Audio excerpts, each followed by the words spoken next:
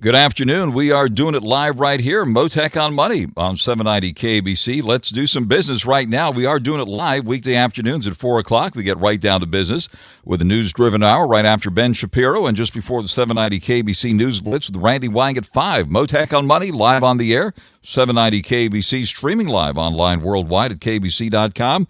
And your on-demand Mottek on Money podcast, kbc.com, Apple, iTunes, and all your favorite podcast platforms. Well, wild ride for stocks today with a focus on the Federal Reserve. The Fed chairman making the big announcement today, holding the line on short-term interest rates, keeping them at 20-year plus highs that we've seen this year. Stocks finishing mostly lower today after the Dow rallied quite a bit, but ended with a gain of just 87 points, well off the high point of the day, which was about 450 points higher. This following the nearly 600-point drop we saw yesterday, the Dow posting a gain of 87 at the close today. In fact, it had jumped as much as 533 points, I see here now, putting it on track at one point for its best day in more than a month. The S&P 500 slipped 17 at the close, down. The NASDAQ also lower today, down 52 points.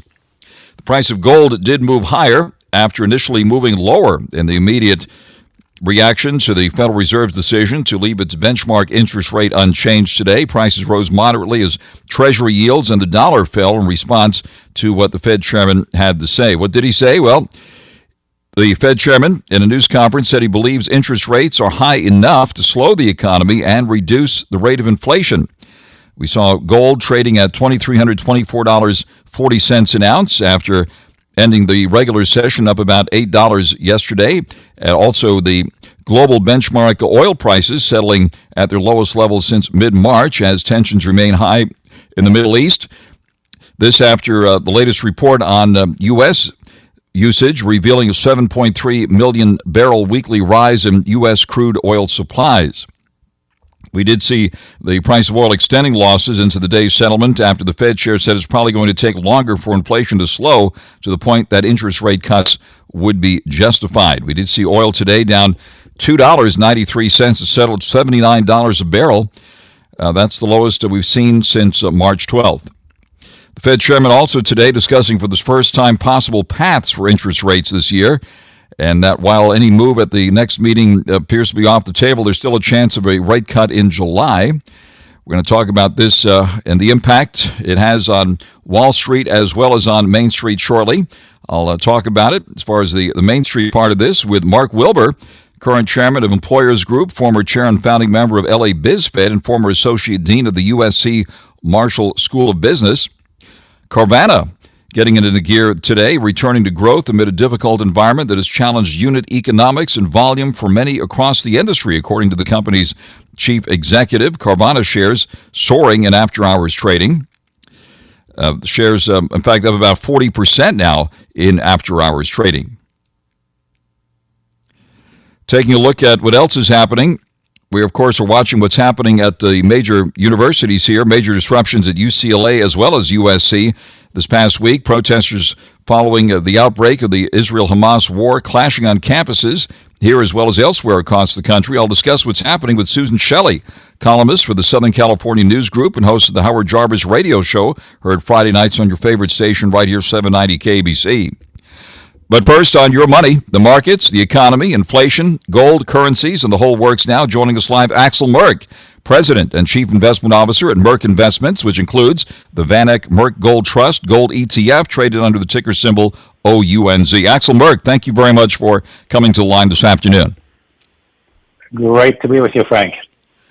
Thank you very much. And, of course, everyone focused on what the Fed chairman had to say and once again moved the markets. So give us your reaction to his statement and his news conference today.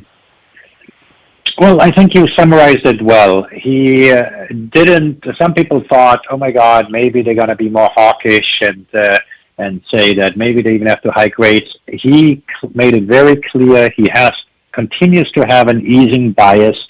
He makes it very clear, pointed to the reduced job openings in today's JOLTS report, that the economy is weakening. But he said the data.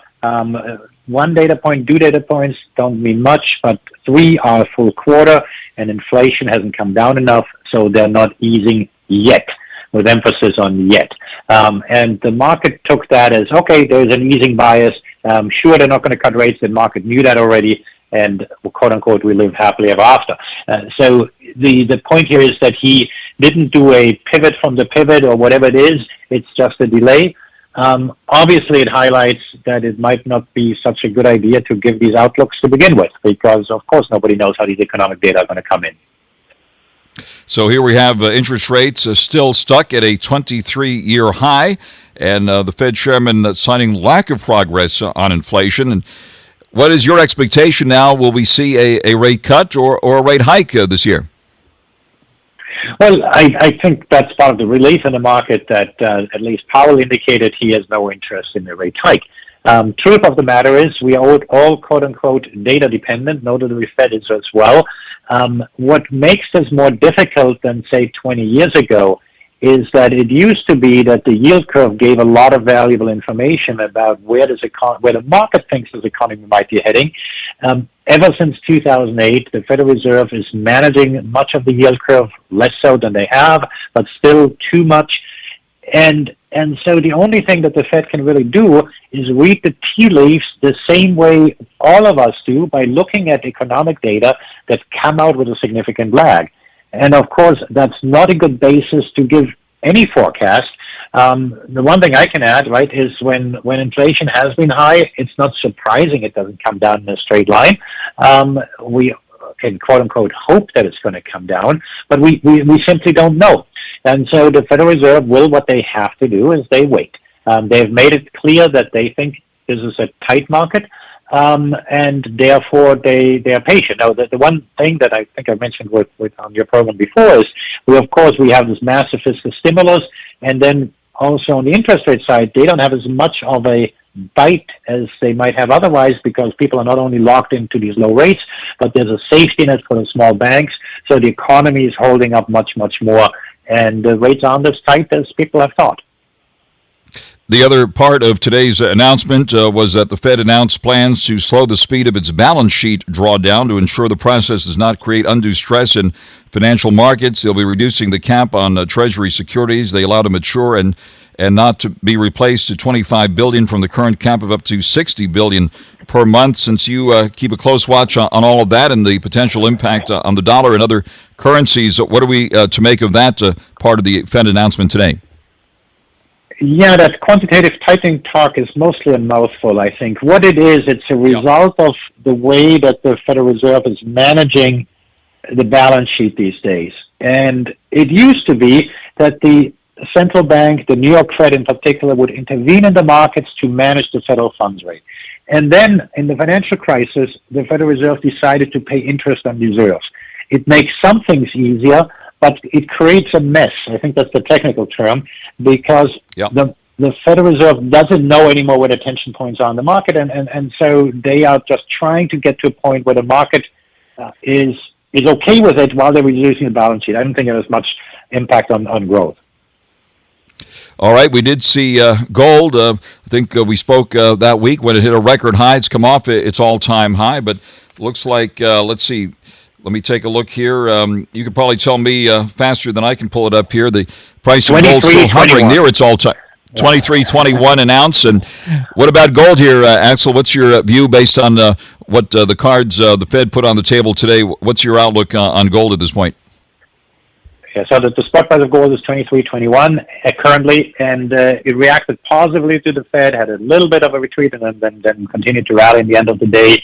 Ultimately, I believe that gold, also gold miners, have done well ever since the Fed Chair Powell pivoted away from the higher for longer environment last October, where he said inflation was peaked. And the reason is, it doesn't matter whether the Fed hikes or eases so much rather where the bias is. And so the bias towards easing gets people to think, okay, they got their eyes off the ball of inflation, they will be easing down the road. That's a positive environment. What's unusual is that real interest rates are actually quite high right now, and that correlation between real interest rates and the price of gold has broken down. Lots of theories as to why. Is it foreign buying? Is it this or that? But during the U.S. hours, with Powell indicating he still has an easing bias, The price of gold was doing well. And it's just a sign of the state of affairs of all fiat currencies, most notably the dollar, of course, as well.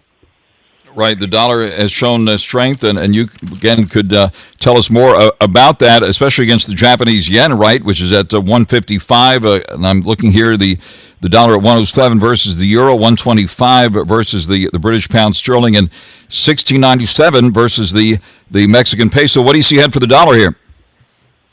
Yeah, so the yen, there appears to have been another market intervention today, just around market close, our time, a little bit afterwards. The yen moved about 2%, has come back a little bit. We've seen the Bank of Japan now intervene at least twice this week. They tend to do that when market volume is low, so they get more bang for the buck, so to speak. What that does, by the way, it's a disincentive to use leverage. And because a lot of people borrow in yen, that helps the yen move higher. It doesn't solve the fundamental problems they have in Japan with their deficits. If rates were allowed to go higher, it might be very difficult to finance those deficits.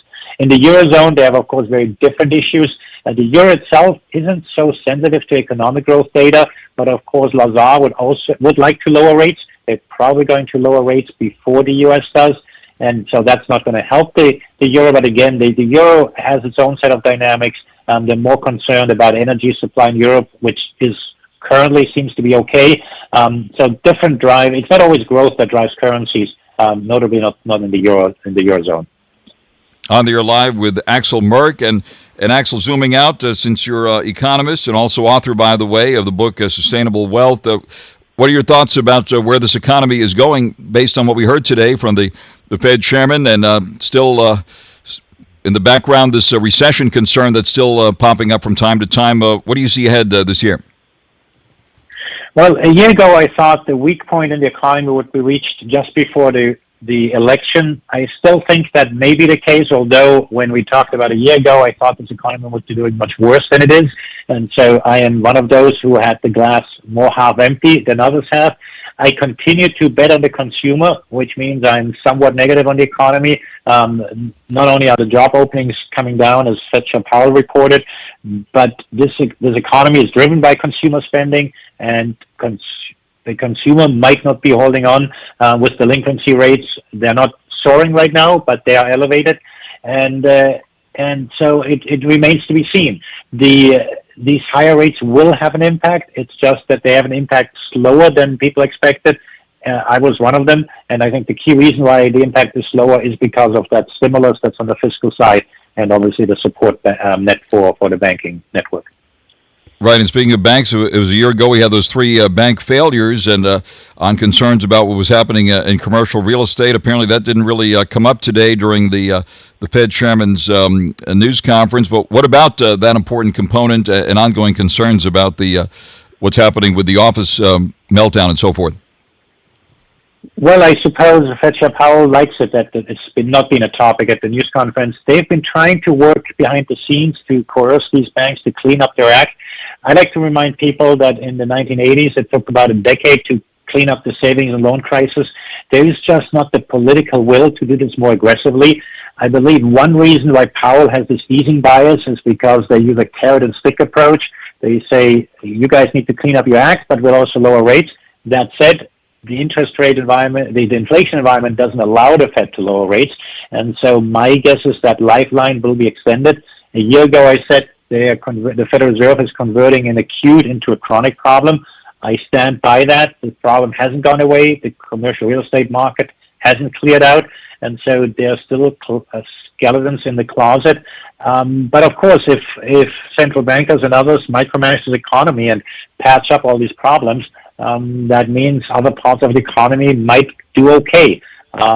So that's really the economy is more micromanaged than it used to be, making these big picture assessments a tad more difficult. All right, definitely a big issue. I know you saw the Wall Street Journal article, but it said office loan defaults near historic levels with billions of dollars on the line. More than $38 billion of U.S. office buildings face loan defaults, foreclosures, or other forms of distress, the highest amount since 2012, coming off the financial crisis back in 2008. Any other flies in the Chardonnay that you see at this point, Axel, as we approach the halfway point here in 2024? I suppose it always depends on which Chardonnay they're in, right? Who holds the bad debt? Who holds the problems? And when they're held in banks, on the one hand, it's an issue. On the other hand, a central bank can keep even a zombie banking system afloat, as we saw in the 1990s in Japan, post-financial crisis in the U.S. as well. And so we know the put option, so to speak. We know what the central bankers will do. We know that central banks will come to the rescue. And it's the unknown that we should be concerned about. And no, of course, I don't know which one it is. So we have to deal with what we know. And since the dawn of the crypto era, we have been talking about all this, and we talked to the biggest fans of crypto as well as the harshest critics. We've seen Bitcoin take a hit once again, coming off its record high recently, and right now, let's see, hovering around 50, just below 58,000 here. Axel, give us your thoughts about what's happening in the crypto world here. Well, I'm not going to give a prediction there. What I will say is that the volatility in this space is extraordinary. And there are a lot of new investors in these exchange-traded products. This is the first time they're getting a little taste of it. This can be substantially more volatile. And so we'll have to see how this shakes out, right? I do think that there's a lot of innovation happening in the space, and there will be a lot of good things happening on the digital asset side, not just speculation in any one token, so to speak.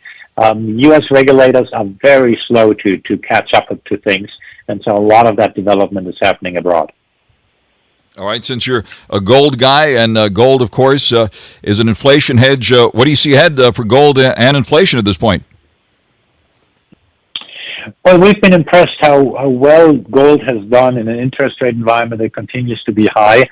And it's that easing bias at the Fed. It's the enormous fiscal spending that helps the price of gold. Notably, also, we have an election coming up. I don't have any confidence that any of the candidates there that are at disposal will get this deficit under control. And I think that's part of what investors are signaling. And, of course, there's the quote-unquote incentive for foreign central banks to diversify more into gold. That helps a great deal over the price of gold. Axel, thank you very much for coming to the line here on this big day. That is Axel Merk, President and Chief Investment Officer at Merk Investments, which includes the VanEck Merk Gold Trust, gold ETF, traded under the ticker symbol OUNZ. Axel, great to connect with you again here. Thank you very much for coming to the line. My pleasure. Right out to the freeways now, 790 KBC. Folks, let's be honest, sometimes we find ourselves or a loved one dealing with a massive injury caused by a terrible accident by no fault of our own. Sometimes it's simply being in the wrong place at the wrong time. We're good at preparing for earthquakes and fires, but let's not forget to prepare in case we're involved in a major accident. It's critical to know who to call first. Clark Fielding became a lawyer to help you in a crisis. Fielding Law is focused on justice and resources for you because they understand how the system works and what to do in the most horrific situations. I always say to put the Fielding Law team in your phone under the word accident, so all you have to do is hit that button. Believe me, you'll feel a lot better having set this up for yourself and your family. The number is 833-88-SHARK. That's 833-88-SHARK. With the population exploding and increased vehicles on the freeways, be proactive, prepare for the worst, and expect the best. But if and when you do need help, call Clark Fielding and his team of sharks at 833-88-SHARK. That's 833-88-SHARK, or go to clarkthesharklaw.com. Again, that's clarkthesharklaw.com. Mottek on Money continues here, 790 KBC. Good afternoon. Mixed finish to the day on Wall Street, and we'll be talking Main Street coming up in the next half hour with Mark Wilbur. Get the buzz on the LA business scene. The Dow coming in for a closing gain of 87 points at 37,903, had been up more than 500 during the trading day after yesterday's drop of nearly 600 points. Been a wild ride this week. Today, the Federal Reserve in focus. Looks like they still don't have inflation under control, according to the Fed chairman. They held the line on short-term interest rates today, keeping the Fed funds rate at a 23-year high, right where it's been for a while now. Taking a look at the yield in the 10-year note, it's at 4.64%. That's the one that impacts the fixed-rate mortgage rates out there. Taking a look at Bitcoin, looks like it's moving higher right now, up about 900 after a drop overnight. Right now it's just below 58K. Ethereum up 34 at 29.72, and Dogecoin at 13 cents. Shares of CVS drugstore chain down more than $11 to 56 and change, its biggest drop since 2009 as Medicare costs spook Wall Street. Nvidia, the Magnificent One, closing lower today by nearly $34 at $830.41 a share. Taking a look at the dollar, which has been rising lately against the euro, it's at 107, against the Japanese yen 155, and against the British pound sterling now at 125. If you're heading south of the border, we're at 1697 versus the Mexican peso. And now the latest news for you right here on 790 KBC. Mottek on Money continues here on 790 KBC, watching what's happening in the Middle East as well as here in Southern California. Chaos overnight at UCLA. UCLA failing to provide security overnight, falling to anarchy after students confronted anti-Israeli encampments. Horrific acts of violence there. The unrest started around 11 o'clock last night and continued for a few hours before law enforcement arrived at the scene. On the other side of the country, scores of New York City police officers in helmets and armor arrested pro-Palestinian demonstrators occupying an academic building at Columbia University. Undergraduate students out watching the extraordinary scene, many jeering at the police on that scene, fleeing into nearby buildings on the command of officers as police cleared out a nearby protest encampment that had inspired similar protests at campuses across the country and abroad. Joining us live now, Susan Shelley, columnist with the Southern California News Group and host of the Howard Jarvis radio show, heard Friday nights right here on 790 KBC. And Susan, you've given a lot of thought to what's been happening in your latest op-ed article. Give us your thoughts about what happened overnight right here at UCLA.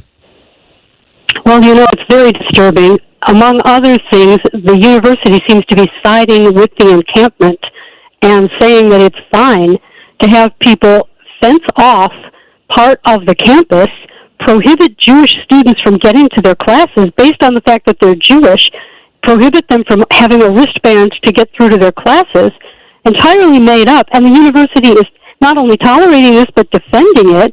The chancellor, Jean Block, just put out a statement this afternoon that says, however one feels about the encampment, ... What do you mean, however one feels about the encampment? I mean, this is a situation where students are being prohibited from accessing their classes at a public university. This is terrorism. It's not protest to stop people from getting to their classes, to set up hundreds of tents and wooden barricades around it and then defend that. This is outrageous. For this to be happening in a publicly funded university is absolutely outrageous. In my opinion, all the administrators who are enabling this should resign today. And there are calls for resignations, and these university administrators appearing to ignore anti-Semitic rhetoric and harassment of the students, as you mentioned. And, of course, we've already seen a couple of resignations following that big hearing on Capitol Hill that got a lot of attention, and it seems to have only gotten worse. It has gotten worse, and this is really the logical outcome of the policies that they've had on these campuses for a long time, which is just pure identity politics, to say that based on who you are or who you declare yourself to be, you have a set of privileges or a set of obligations or a set of guilt that is going to follow you no matter what you do as an individual. This is their premise. And at USC, they've destroyed their own commencement. The faculty chose a valedictorian, and let me be clear, this is not the kind of valedictorian it used to be based on grade point average, where the highest grade point average is the valedictorian. That's what it used to be. Now they take everyone who's above a certain grade point average, and they evaluate them, quote, holistically, to see whether they're useful to their community and showing leadership. And this is all subjectively analyzed by the faculty, and then the valedictorian is chosen by the provost to represent whatever point of view the faculty thinks needs to be heard on that big stage.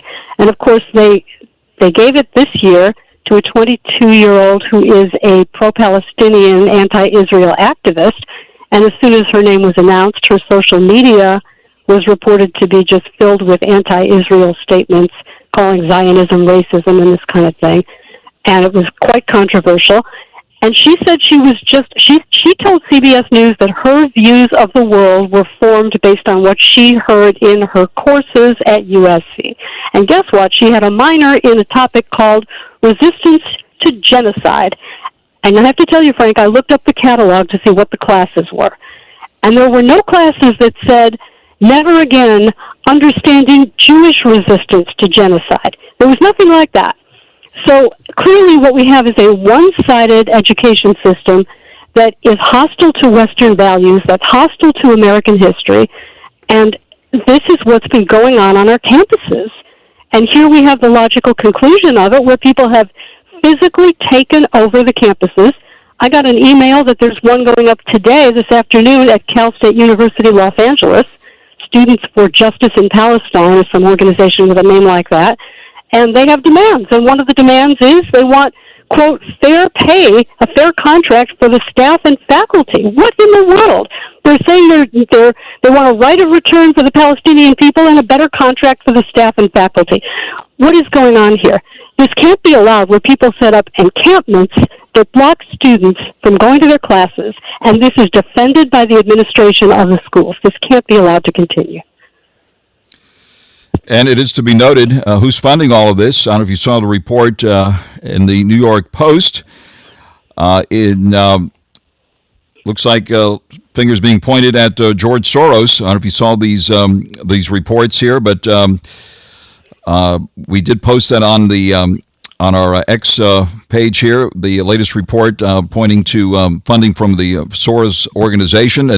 And by the way, it should be noted, all of this is happening following the October 7th terror attack on Israel by Hamas. And let's not forget what started this war here. And there are still hostages, some of them American hostages. And where is the State Department? Where is the President in trying to end this terrorism against Americans? They're nowhere. They're nowhere. They're appeasing it. They're excusing it. They're allowing it. And this is unacceptable. We're at the airport standing there with our shoes in our hand, and the government is letting people across the border with no screening whatsoever, and then empowering Hamas-backing terrorists to take over college campuses and calling it a protest. This will not sell in America. I want to read the New York Post article. George Soros and his hard-left acolytes are paying agitators who are fueling the explosion of radical anti-Israel protests at colleges across the country. This, according to the New York Post, and I encourage everyone to take a closer look at that. Getting back to what's happening at USC, it looks like there were a couple of meetings between the protesters and the university president there, who are calling for defunding of Israeli interest by the university. Of course, Israel, a tremendous tech center, recognized and celebrated around the world for its achievements in the tech world especially, and many connections here between Israel and Los Angeles. So what about these talks that supposedly happened and may or may not happen again? I just have to think that if you're negotiating with terrorists, you're on the wrong track. If you encourage people to seize property that belongs to the public, to impede the opportunity for students to go to classes, and then make demands, and then you negotiate with them, I have to think that you're just encouraging this kind of thing to escalate and get worse and worse and worse. The way that Ronald Reagan handled campus protests, where he wouldn't negotiate, I think is better, because otherwise you're just giving into essentially what amounts to kidnapping the education experience of people who have paid to go to public universities in California. It's not right, it's not fair to the students or the taxpayers or everyone who just wants to be left in peace in Los Angeles. It is not right that they are giving into this. And of course it's happening all over the country. Other places are handling it differently.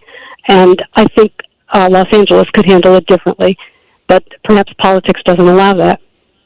Right, and now politicians are getting involved. We've seen statements from Governor Newsom about what happened last night at UCLA, and we're told Mayor Bass is on the way back from Washington to deal with this. Anything else, Susan, that you'd like to mention about how all of this is unfolding with serious security concerns at the universities here? Well, what I've been seeing in the remarks is that they seem to be trying to go after the people that they think instigated violence, which, I'm concerned that this is going to wind up in a movement to expel the Jews from the university, because the Jews object to being kept off the campus. And I think they better look at all the security video and find out exactly what happened. I saw an interview with one of the protesters who came to be a counter-protester at UCLA who said that they came to be peaceful, and they were bear sprayed from inside the encampment, and that's how it started. So if that's the case, then I think there should be accountability for whoever started the violence and not just the person who threw the defensive punch. Absolutely, Susan. Well, thank you very much for sharing your thoughts. And also, I want to bring everyone's attention to your op-ed article in today's LA Daily News, as well as throughout the Southern California News Group, which includes the Orange County Register as well. Susan Shelley, columnist for the Southern California News Group and host of the Howard Jarvis Radio Show, which is heard Friday nights right here on 790 KBC. Susan, thank you very much for taking the call this afternoon. Thank you, Frank. Out to the freeways now on 790 KBC. Mottek on Money continues here, 790 KBC. Wall Street and Main Street hanging on every word by the Fed chairman today, Fed Chairman Jerome Powell, deciding to hold the line on short-term interest rates, keeping right where they've been for a while at 23-year highs. Powell said the Fed does not, can't, and won't take the presidential election into account when deciding on interest rates, by the way. At the start of his news conference, Powell said he thought it was unlikely that the next policy rate move will be a hike.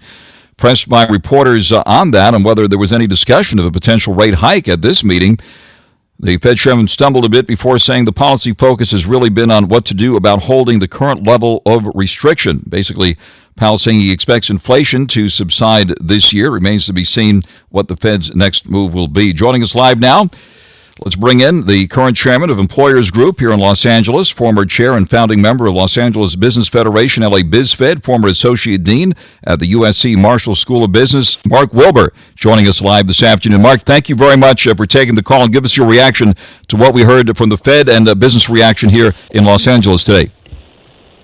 Thanks for having me on, Frank. It's great to be on.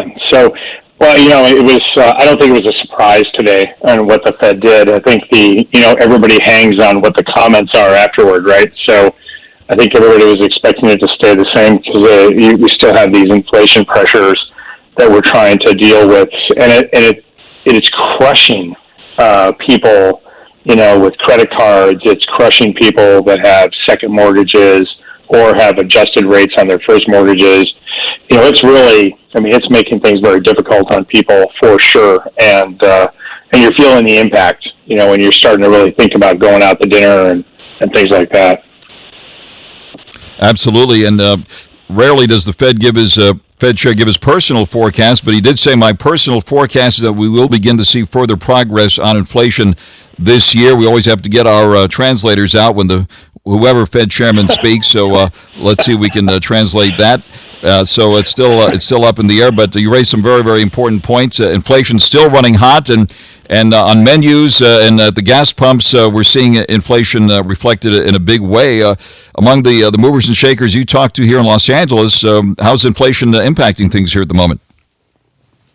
Well, inflation is just crushing people. We have this new thing coming up that's going to impact the restaurants. It's going to impact people further, and that is this whole SB 478, which is the elimination of junk fees and surcharges and extra fees and things like that on things like restaurant bills and things that you didn't.